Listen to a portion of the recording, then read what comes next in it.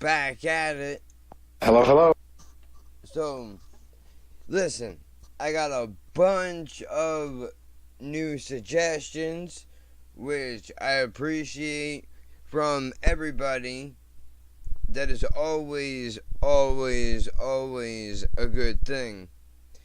But I'm gonna switch up the pace just a little bit, and I'm gonna go back over to SoundGarden real quick, and I'll explain why. But first, let me give you your screen so that you can see what it is that I'm looking at. Now, I have to do this quickly because I have to get out of here and go do more shit for this place that we're attempting to get into. But this was SoundGarden Behind the Wheel that was suggested to me by a dude who has suggested a few other SoundGarden songs that are up on the channel.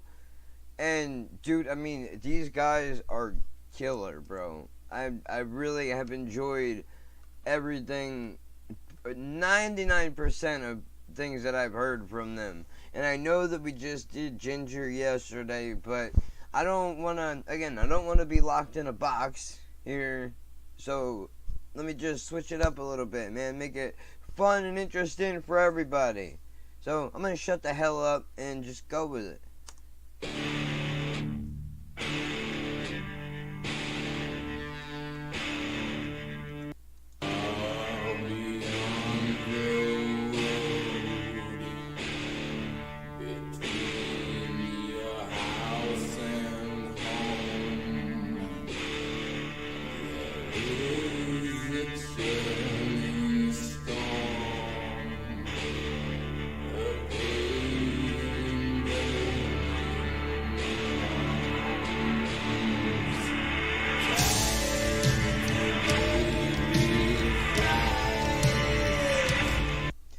Is that the same? Is that still Chris Cornell? This one has a bit of a Marilyn Manson feel to it. Now, I know that Manson was big in the 90s, and apparently from the small amount of research I did, SoundGarden was as well, but I would assume that SoundGarden came out before Manson, even though I'm actually going to surprise you guys that I know that before, at least I think I know, before Manson did his thing with his band that he used to play guitar, bass, or some shit with the dude from 9 Inch Nails, bro.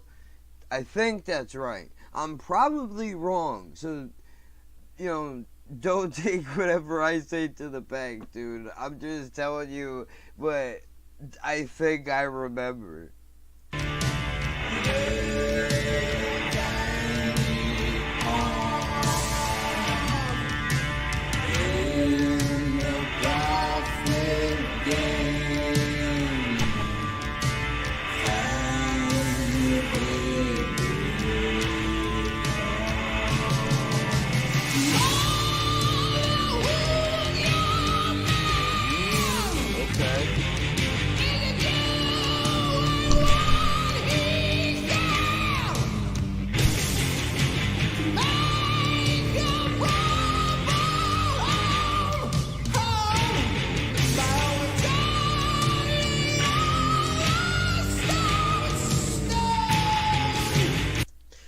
So far, it sounds like two different songs. Not necessarily a bad thing, but this section that we just heard doesn't really sound like the beginning. Was that an intro? I'm not sure what is happening right now. Although it is very odd in an interesting kind of way. I mean, I like weird. Weird is always good, so credit to that.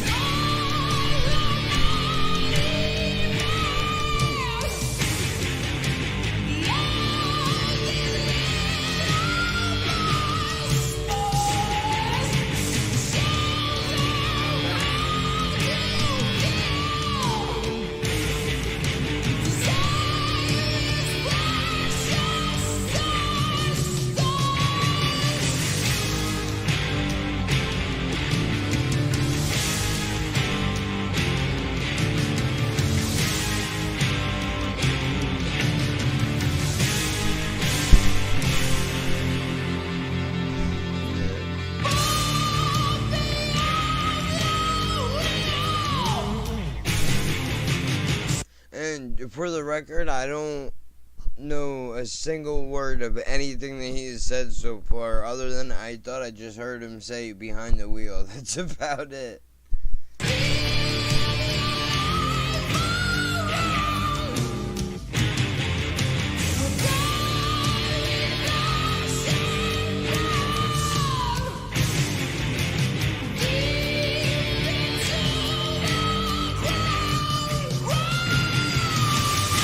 And deep into the ground, I think. I heard that as well.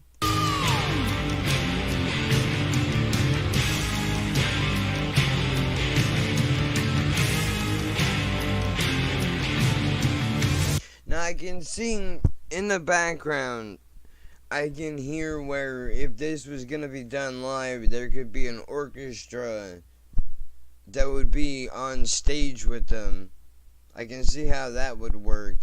But one question I have, is this what the song is supposed to sound like? Did I look at the wrong video? Not look at. Did I, you know what? Hold on.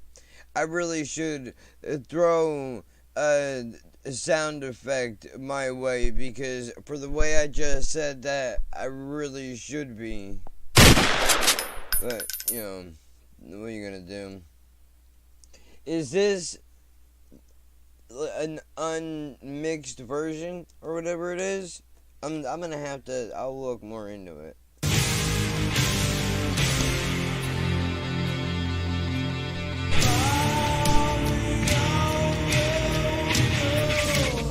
Far beyond the wheel.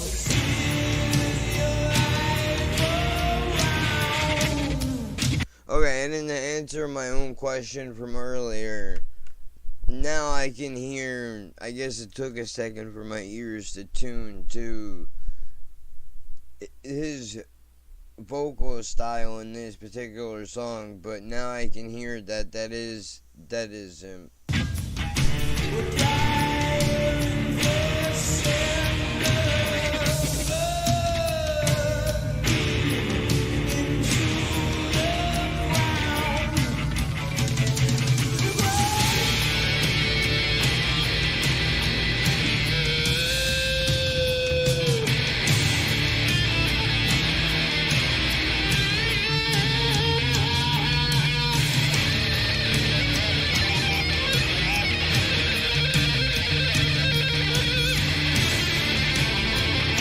Not bad, solo.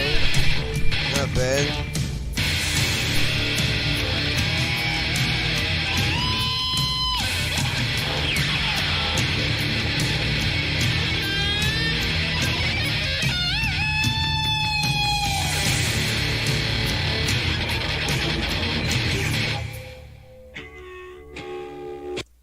I don't know if you know the movie Pumpkinhead, but this shit sounds like it would belong in that movie at some point.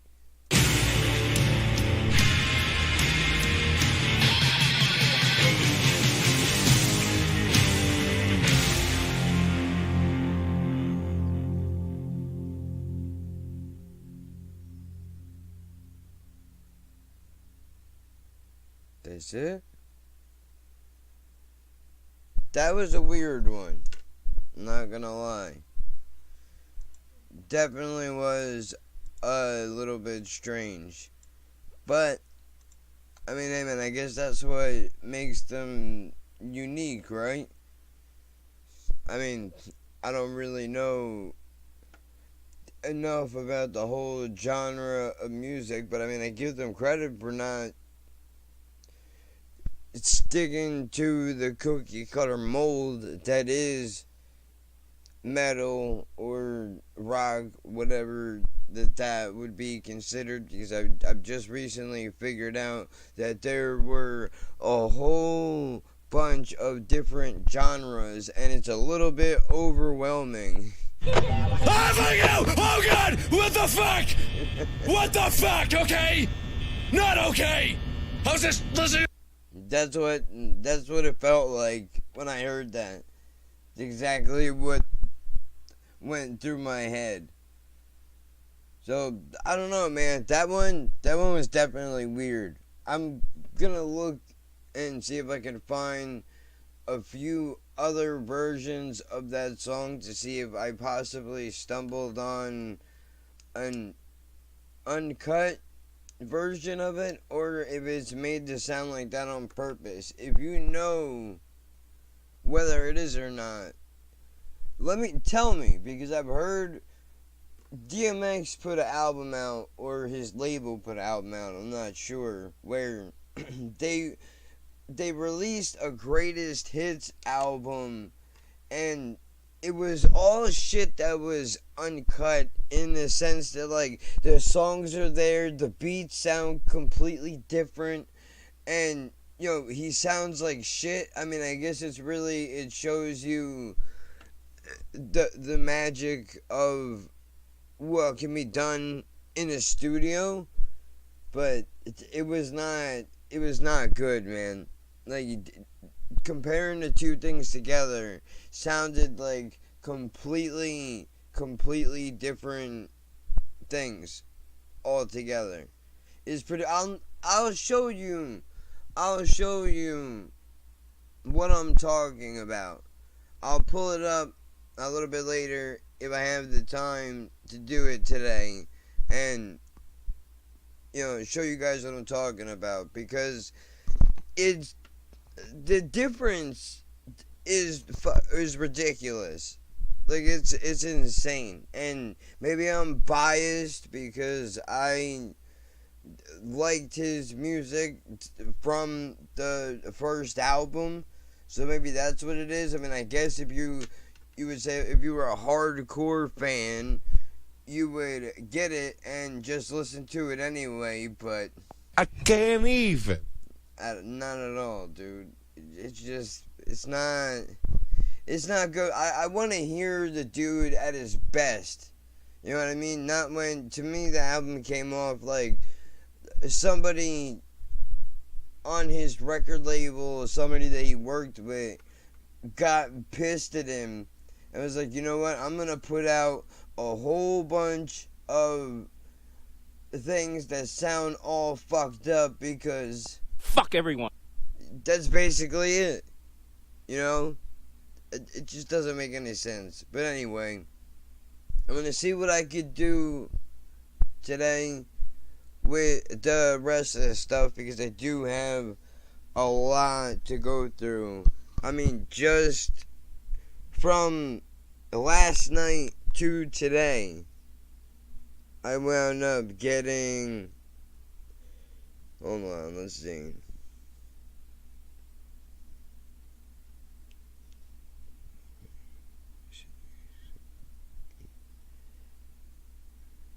I got 10 recommendations just from yesterday night to this morning when I got up. I checked my notifications and I got 10 more songs to add to the list, and I haven't even made a dent in the original set that I got. But I will get to it all. It'll take time, but it's going to happen. I will tell you that much. All that being said, there's not really much more I can add to that, so... You guys silly? I'm still gonna send it. I don't even know what that means.